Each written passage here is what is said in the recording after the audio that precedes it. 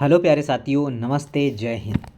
आज से जो है साथियों आपके लिए स्पेशल क्लास स्टार्ट किया है मैंने, और जो आप सभी साथियों के लिए बहुत महत्वपूर्ण होने वाली है।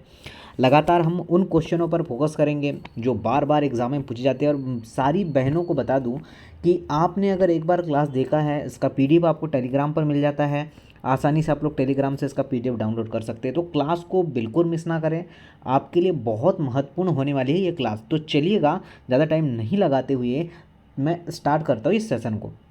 पहला क्वेश्चन, और रिवाइज भी करिएगा, जननी सुरक्षा योजना कब जो है आरंभ की। तो यहाँ पर ना सारे मिक्स क्वेश्चन मिलेंगे। एक्ट से मिलेंगे, पोषण से मिलेंगे, विटामिन से मिलेंगे, रोग से मिलेंगे, सारा मिक्स सेशन है। ठीक है सभी, आप सभी जितने भी साथी देख रहे हैं उन सभी के लिए मिक्स सेशन प्रोवाइडेड है। पहला क्वेश्चन आता है कि जननी सुरक्षा योजना कब आरंभ की गई थी। 12 अप्रैल 2005, 12 अप्रैल 2008, 2 मई 2009 या 5 जून 2011। आप लोग कमेंट बॉक्स में अपने आंसर भी कमेंट्स कर सकते हैं। तो जननी सुरक्षा योजना 12 अप्रैल 2005 को लॉन्च हुई थी। इसके बाद नेक्स्ट क्वेश्चन कि मातृत्व एवं नवजात शिशु मृत्यु दर को कम करने के उद्देश्य से 2005 में कौन सी जो योजना स्टार्ट हुई थी। तो आप सभी को पता है कि सर इसका जननी सुरक्षा योजना आपका सही आंसर होने वाला है। उसके बाद अगर बात करें कि राष्ट्रीय शहरी स्वास्थ्य मिशन कब प्रारंभ किया गया था, 2013, 2011, 2002 या फिर 2008। तो आपका जो राइट आंसर होगा वो हो जाएगा 2013। इसमें साथियों आपका रिवीजन भी हो रहा है। ठीक है, जितने अगर आपने क्वेश्चन लगा भी लिए हैं तो कोई भी इशू नहीं है, आपका सारा रिवीजन ही हो रहा है। ठीक है, नेक्स्ट क्वेश्चन इसे सॉल्व करिएगा। बोला गया है कि सार्वभौमिक टीकाकरण कार्यक्रम कब प्रारंभ किया गया था, 1980, 1982, 1985 या 1986। तो आपका जो करेक्ट आंसर होगा वो होगा 1985। 1985 इसका सही आंसर होगा। क्वेश्चन नेक्स्ट है कि बेसहारा बच्चों हेतु समन्वित कार्यक्रम किस वर्ष प्रारंभ किया गया था, 1957 होगा या फिर 1975, 1985 या 1992 होने वाला है। तो ध्यान रखना, आपका जो आंसर निकल के आएगा वो होगा 1992, बिल्कुल इसका सही आंसर। केंद्रीय समाज कल्याण बोर्ड की स्थापना कब हुई थी, 1992, 1991, 1992, 1990 जो है। तो आप सभी लोग ध्यान दीजिएगा, इस क्वेश्चन का जो करेक्ट आंसर होने वाला है जो आप लोग देंगे 1953 इस क्वेश्चन का सही आंसर होगा। और लास्ट में बताना है कि आपने कितना क्वेश्चन सही किया है। बोला गया है कि कल्याण विस्तार परियोजना कब प्रारंभ हुई थी, क्योंकि योजनाओं से भी क्वेश्चन आप लोगों से बनेंगे तो मिक्स सेशन मैंने आपके लिए लाया हूँ। तो ध्यान रखना कि 1954 इसका सही आंसर हो जाएगा। ओके, आपका राइट आंसर सी है, तो बिल्कुल करेक्ट है। देखिए नेक्स्ट क्वेश्चन नोट डाउन करिएगा, परिवार एवं बाल कल्याण योजना कब चलाई गई थी, 1962, 1967, 1968, 1972। तो आपको ध्यान रखना कि परिवार एवं बाल कल्याण योजना 1967 को स्टार्ट की गई थी। Option number B correct answer है।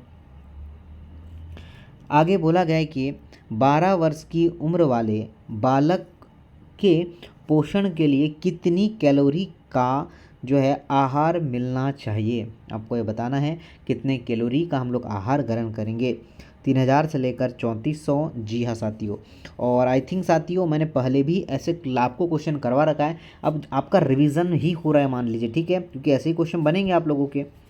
क्वेश्चन नेक्स्ट है कि बेरी बेरी किस विटामिन की कमी के कारण होता है। तो आप सभी को पता है कि विटामिन बी, अब विटामिन बी में भी साथियों इसके 2-3 फॉर्म दे रखे हैं। तो vitamin B1, vitamin B6, vitamin 2। तो आपको ध्यान रखना फिर विटामिन B1 इसका सही आंसर निकल के आएगा। क्या होगा, विटामिन B1। बिल्कुल आपने कहीं सही लगाया है, तो बिल्कुल सही है। उसी प्रकार से देखिए क्वेश्चन क्या बोला है कि विटामिन B12 की कमी से होने वाली निम्नलिखित में से कौन सी बीमारी है? रक्तहीनता, पेलाग्रा, रतौंधी या फिर आपका मस्तिष्क रोग होगा।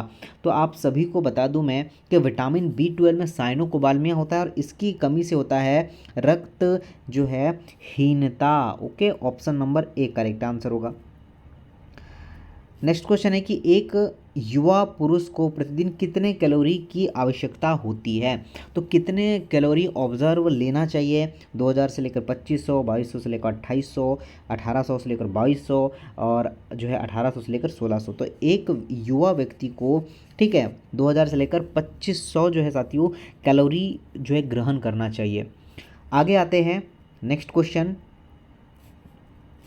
राष्ट्रीय ग्रामीण स्वास्थ्य मिशन कब शुरू हुआ था? 2003, 2005, 2007 या 2009 में हुआ था? तो ध्यान रखना कि साथियों 2005 इसका सही आंसर होगा। कब स्टार्ट हुआ था सर? 2005, बिल्कुल। चलिए, तो मैंने अभी थोड़ी देर पहले ही इस क्वेश्चन का आंसर बताया आप लोगों को कि जननी जो है जननी सुरक्षा योजना अलग है, जननी शिशु सुरक्षा योजना अलग है। देखिए दोनों में कंफ्यूज हो जाएंगे आप लोग, कंफ्यूज नहीं होना है। ये 2000 कब स्टार्ट हुई थी सर? 2011 को स्टार्ट हुई थी, समझ आया? नेक्स्ट क्वेश्चन है कि 33% बालक मृत्यु का जो आंतरिक कारण क्या माना जाता है? तो आपको ध्यान रखना इसका आंसर तो कुपोषण होगा, ठीक है, कुपोषण से ही अक्सर ऐसा होता है।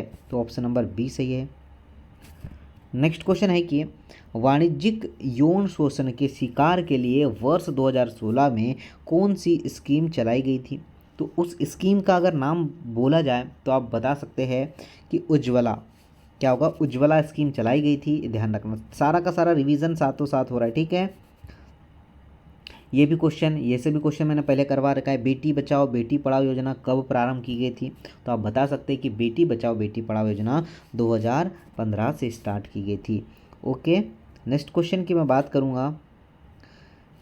इसमें बोला है सर जी कि डिजिटल गुड्स डिजिटल गुड्डा गुड़िया बोर्ड किस योजना के बारे में सूचना शिक्षा संचार सामग्री का प्रसार करने का कार्य करता है? बेटी बचाओ बेटी पढ़ाओ, सुकन्या समृद्धि योजना, प्रियदर्शनी योजना या फिर आपका अस्मिता योजना? क्या हो सकता है सर? तो बेटी पढ़ाओ ही योजना, बेटी बढ़ाओ बेटी पढ़ाओ। नेक्स्ट क्वेश्चन, 0 से लेकर 6 वर्ष के सभी बच्चों के विकास और जो है लर्निंग आउटकम को बढ़ाने के उद्देश्य से किस योजना का प्रारंभ किया गया था? तो इसका अगर नाम की बात करें तो एकीकृत बाल विकास योजना। ऑप्शन नंबर आपका बी हो जाएगा।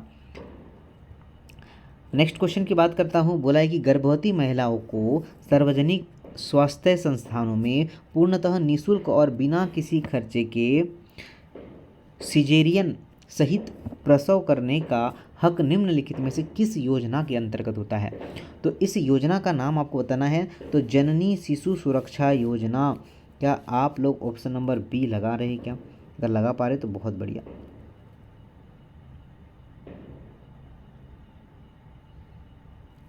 चलिए आगे बढ़ते हैं। चलिए देखिए, आइए इस क्वेश्चन को देखते हैं कि गर्भावस्था के दौरान प्रतिदिन कितने ग्राम प्रोटीन लेना चाहिए? तो आपको बताना है कि कितने ग्राम प्रोटीन, 90, 70, 20 या फिर 80 ग्राम। तो ध्यान रखना सर 80 ग्राम इस क्वेश्चन का सही आंसर हो जाएगा, ठीक है। कितने ग्राम साथियों? 80 ग्राम लेना चाहिए। गर्भावस्था के दौरान प्रतिदिन आयरन की कितनी मात्रा आवश्यक है? बताइए आयरन की कितनी मात्रा देनी चाहिए? अगर पहले ऑप्शन की बात करते हैं तो सर 38, 34, 12, 48। क्या हो सकता है बताओ मुझे। तो इसका जो राइट आंसर होगा साथियों 38 मिलीग्राम। कितना सर? 38 मिलीग्राम इस क्वेश्चन का सही आंसर है। ओके, अगर आप सभी ने लगाया है तो बिल्कुल सही आंसर हो जाएगा। बोला गया कि गर्भावस्था के दौरान स्तनों में परिवर्तन के लिए कौन सा हार्मोन जिम्मेदार होता है? और ये भी क्वेश्चन मैंने आपको एटलीस्ट पहले बता दिया कि सर इसके लिए प्रोजेस्टेरोन हार्मोन्स होता है। तो होता है प्रोजेस्टेरोन हार्मोन्स होता है। नेक्स्ट क्वेश्चन देखिएगा, गर्भावस्था के आरंभ से 20 सप्ताह के दौरान गर्भवती स्त्री का वजन औसतन कितना बढ़ा जाता है? मतलब कितना बढ़ना भी चाहिए, ये भी क्वेश्चन हो सकता है। तो 2.5 किलो। ओके, 2.5 किलो इसका राइट आंसर होगा ऑप्शन नंबर सी। रिवीजन हो रहा होगा आपके, पुराने क्वेश्चन आप जो भूल चुके हैं उन्हें रिवाइज हम लोग करवा रहे हैं। निम्नलिखित में से गर्भावस्था के अनुमानित चिन्ह व लक्षण है। स्तनों में परिवर्तन, गर्भ की जो है हलचल, एमे नारिया या फिर उपयुक्त सभी निकल के आएगा। तो आपको ध्यान रखना है कि साथियों हमने डी चूज़ किया, उपयुक्त सभी, तो बिल्कुल सही आंसर होगा। आगे आकर बोला गया है कि नवजात में अतिसार होने का कारण क्या है। तो इसका कारण क्या है, जो है सेप्सिस, आंत्र का संरचनात्मक जो है अनियमितता, या फिर अगर बात करते हैं क्या सभी हो जाएगा क्या इसका क्वेश्चन का आंसर। जी हाँ सर, इस क्वेश्चन का आंसर डी अगर आपने चूज़ किया है तो बिल्कुल सही आंसर होगा। नेक्स्ट क्वेश्चन है कि पूर्ण गर्भावस्था के दौरान स्त्री के वजन में लगभग कितनी % की वृद्धि है, कितना % बढ़ जाता है, ये आप लोगों को बताना है। ओके, तो सर 15 किलो, 12 किलो, 18 किलो या फिर 20 किलो। तो 12 किलो तक आपका वज़न बढ़ जाता है, ये ध्यान रखना। और आपको ऐसे ही क्वेश्चन आएंगे, ठीक है, मैं सारे मिक्स क्वेश्चन करवा रहा हूँ और आपको लग रहा होगा कि साथियों हमने ये चीज़ें कर रखा है। प्रसव के पूर्ण होने पर गर्भाशय का वज़न कितना जो है होता है, 850 ग्राम, 750 ग्राम, 900 या 650 ग्राम, 650। बताओ ज़रा क्या हो सकता है। तो ध्यान से सुनना, क्या आप सभी का राइट आंसर सी हो पा रहा है क्या, 90, ठीक है, 900 ग्राम। BCG का टीका किस रोग के लिए लगता है, तो आप सभी को पता होना चाहिए, ठीक है। तो असरकारी है, क्या बोला है साथियों, असरकारी है, यहाँ पर क्वेश्चन को घुमा दिया है, ठीक है। तो TB इसका सही आंसर होगा। पोलियो, हैज़ा, कैंसर इसमें लगता है, ये भी ध्यान रखना है। बोला गया नेक्स्ट क्वेश्चन कि जो है फ्लूओरेसिस नामक रोग जल में कितनी उपस्थिति के कारण होता है, मतलब किसकी उपस्थिति के कारण होता है, ये क्वेश्चन आप लोगों से बोला गया है। तो फ्लोरीन है, क्लोरीन है, आर्सेनिक है या फिर आपका लोहा आयरन होगा। फ्लोरीन इसका सही आंसर निकल के आएगा। तो जिन्होंने फ्लोरीन लगाया है डेफिनेटली सही होगा। आइए ज़रा आगे देखिए क्या क्वेश्चन है। क्वेश्चन है कि टाइफाइड में असरकारी दवा कौन सी होगी। तो अगर आपको टाइफाइड हो गया तो असरकारी दवा क्या होगी, क्लोरामफेनिकल, ये भी सही है, एम्पिसिलिन ये भी सही है, प्रिम ये भी सही है, मतलब डी आंसर आपका सही होगा। बोला है विब्रियो कॉलरी नामक जीवाणु के कारण मनुष्य को कौन सा रोग होता है। तो विब्रियो कॉलरी हर बच्चा बता सकता है, ठीक है। विब्रियो कॉलरी अगर पूछा जाए तो हैज़ा अगर लगाते हैं तो बिल्कुल सही आंसर होगा।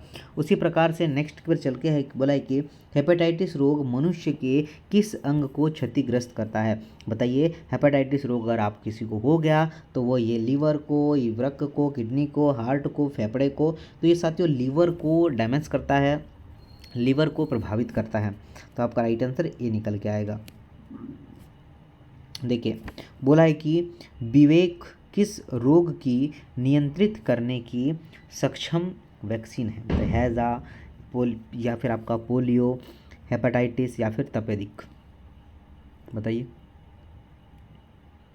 तो साथियों आपका जो राइट आंसर होगा वो हो जाएगा हेपेटाइटिस, ऑप्शन नंबर सी बिल्कुल करेक्ट है। DTP का टीकाकरण में किस रोग को शामिल नहीं किया गया है। क्या बोला है सर, नहीं किया गया है बोला है। तो आप बता सकते हैं कि साथियों डिप्थीरिया, पोलियो, खसरा को शामिल किया गया है। तो शामिल नहीं किया जाने वाला आंसर क्या निकल के आएगा साथियों, आंसर निकल के आएगा क्षय रोग। ओके, आगे है कि राष्ट्रीय टीकाकरण सारणी के अनुसार शिशु में कितने रोगों के लिए टीकाकरण जो है किया जाता है, 4, 5, 6 या फिर 7। सभी बच्चे ध्यान से सुनिएगा, क्या आप लोग आंसर सी कर पा रहे क्या। तो जिन भी बंधुओं ने सी को चूज़ किया है वो डेफिनेटली सही होगा। खसरा का टीका प्राय किस आयु में लगाया जाता है, 3 महीने में, 6 महीने में, 18 महीने में या फिर 9 महीने में। तो आपको ध्यान रखना है कि प्रति 9 माह में टीका लगाया जाता है, ठीक है, कब जब साथियों, छोटे बच्चों को। राष्ट्रीय ग्रामीण स्वास्थ्य मिशन का लक्ष्य क्या है? तो ध्यान दीजिए ना, शिशु मृत्यु दर को कम करना, संक्रामक और असंक्रामक बीमारियों को नियंत्रित करना, 100% टीकाकरण को प्राप्त करना, या उपयुक्त सभी हो जाएगा। तो साथियों ध्यान रखना, अगर आप डी के साथ जाना चाह रहे हैं तो बिल्कुल सभी का सही आंसर होगा। ठीक है, डी आंसर बिल्कुल करेक्ट है। बोला गया है कि निम्न में से वह स्वैच्छिक स्वास्थ्य अभिकरण जो महिलाओं की स्थिति सुधारने का कार्य करता है। Indian red cross society, Kasturba memorial fund, Bharat सेवक समाज, अखिल भारतीय महिला सम्मेलन। तो आपका जो करेक्ट आंसर निकल के आएगा कस्तूरबा मेमोरियल जो है फंड, बी बिल्कुल सही होगा। आगे आते हैं, नेक्स्ट क्वेश्चन की बात करते हैं, देखते हैं क्या है, इसे सॉल्व करिएगा। क्वेश्चन क्या है सर? बोला गया है कि मातृत्व बाल स्वास्थ्य सेवा का उद्देश्य क्या है? तो इस योजना का उद्देश्य क्या होगा हम बताते हैं। माताओं और बालकों को विशेष स्वास्थ्य सेवा उपलब्ध कराना, बिल्कुल सही है। माँ व बच्चे को स्वास्थ्य और पोषण स्थिति को उन्नत कराना, सही है सर। प्रत्येक गर्भवती माँ को जो है स्वास्थ्य शिशु का जन्म सुनिश्चित करवाना, सही है। तो आपका आंसर होगा डी। ओके, आगे आते हैं, ग्राम स्वास्थ्य योजना का उद्देश्य क्या है? ठीक है, तो ग्राम स्वास्थ्य योजना का उद्देश्य क्या होने वाला है? शिशु मृत्यु दर और मातृ मृत्यु दर को कम करना, जन्म एवं मृत्यु पंजीकरण को बढ़ावा देना, छोटी उम्र के होने वाली शादियों को रोकना। जी हाँ, बिल्कुल सही में, ये भी सभी डी आंसर होगा। ठीक है, और उपयुक्त सभी जहाँ पर भी आपको मिल जाए ना तो आप लोग लगा ही लेना, यही करेक्ट आंसर रहता ही है। बोला है कि राष्ट्रीय परिवार कल्याण कार्यक्रम का मुख्य लक्ष्य है जनसंख्या का नियंत्रण करना, लोगों के जीवन की गुणवत्ता में सुधार करना, लोगों तक उपयुक्त चिकित्सा सुविधा पहुंचाना, या फिर कोई भी नहीं। तो आपको ध्यान रखना है कि राष्ट्रीय परिवार कल्याण कार्यक्रम जो है लोगों के जीवन की गुणवत्ता में सुधार लाना। सभी प्यारी बहनों को बता दूं मैं, आप लोग सेशन को शेयर करिएगा। अगर लगातार चीज़ों को देख रहे हैं तो कुछ सीख रहे हैं तो लाइक तो बनती है। देखिए, व्यावसायिक स्वास्थ्य सेवा का मुख्य उद्देश्य क्या है? तो बताइए। शारीरिक, ठीक है, शारीरिक रूप से स्वस्थ रहना, जो है आध्यात्मिक रूप से स्वस्थ रहना, मानसिक रूप से स्वस्थ रहना, या फिर उपयुक्त सभी आ जाएगा। तो आपको ध्यान रखना है, अगर आप लोग लगा रहे हैं कि सर डी ही होगा तो बिल्कुल सभी का सही है। नेक्स्ट क्वेश्चन, निम्न में से परिवार स्वास्थ्य सेवा का लाभ नहीं है? परिवार नियोजन, पोषण, स्वास्थ्य, या फिर आपका अनुसंधान होगा। तो सर ध्यान रखना, अनुसंधान नहीं है, बाकी परिवार नियोजन, पोषण, स्वास्थ्य ये सब होगा। ठीक है, माँ के दूध में कितनी वसा पाई जाती है बताइए? माँ का दूध ही पौष्टिक होता है अब बच्चों के लिए, ग्रोथ के लिए। तो बताइए क्या हो सकता है? तो क्या हम लोग जो है 3.5 से लेकर 4 जो है ग्राम। तो ये ध्यान रखना, आपका जो सही आंसर है वो बी हो जाएगा। आगे क्या है कि पोषण से बचाव हेतु आवश्यक उपाय कौन से होंगे? माँ को पोषण संबंधी शिक्षा, स्तनपान को प्रोत्साहन, माँ की समुचित प्रसव पूर्व देखभाल, या उपयुक्त सभी हो जाएगा। तो जी हाँ सर, उपयुक्त सभी इसका सही आंसर होगा। चलिए, मज़ा आ रहा है भाई, लाइक तो बनती है, इसको छोड़िए, ठीक है, इसे करिएगा। बोले निम्न में से कौन सा संक्रमण जल के द्वारा उत्पन्न होता है? तो hepatitis D, hepatitis A, hepatitis E, या हेपेटाइटिस बी। तो कौन सा जल के द्वारा उत्पन्न होता है? तो हेपेटाइटिस ए इसका सही आंसर होगा। हेपेटाइटिस ए लगा रहे हैं तो बिल्कुल सही आंसर होगा। आइए आगे, बोला गया है कि निम्न में से किस शिशु के हाइपोग्लाइसीमिया होने की संभावना अधिक होती है? तो बताइएगा। अब जो अपरिकल्व LBW, एच जो है RH जो है हीमोलाइटिक शिशु, या फिर होगा हेपेटाइटिस ग्रस्त शिशु, एनीमिया ग्रस्त शिशु। ज़रा बताइए कि साथियों हम आंसर कर पा रहे हैं सर एनीमिया ग्रस्त शिशु, तो बिल्कुल सही होगा। बोला है कि निम्न में से कौन सा दुग्ध जो है संचारित नहीं होता, हैजा, टिटनेस, या फिर आपका एंथ्रेक्स, या फिर आपका डिप्थीरिया। तो आपका जो करेक्ट आंसर होगा क्या टेटेनिस आंसर होगा क्या? बिल्कुल साथियों, बी आंसर करेक्ट है।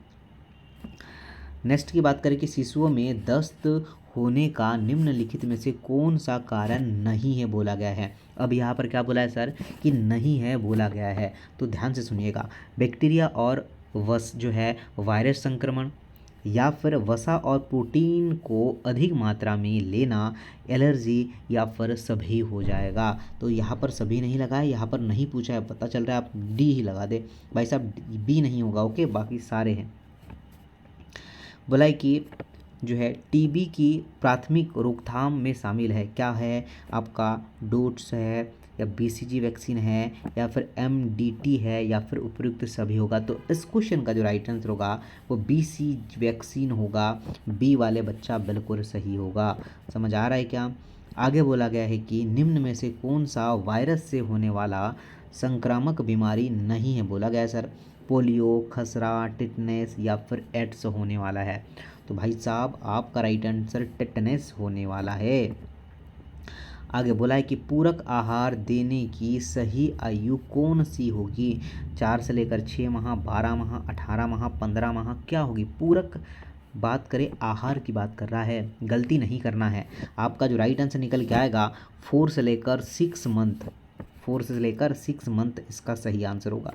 आइए जरा आगे अगर बात करते हैं कि समेकित बाल विकास परियोजना किस वर्ष प्रारंभ किया गया था, तो इसका जो करेक्ट आंसर होगा वह 1974 या फिर 1975।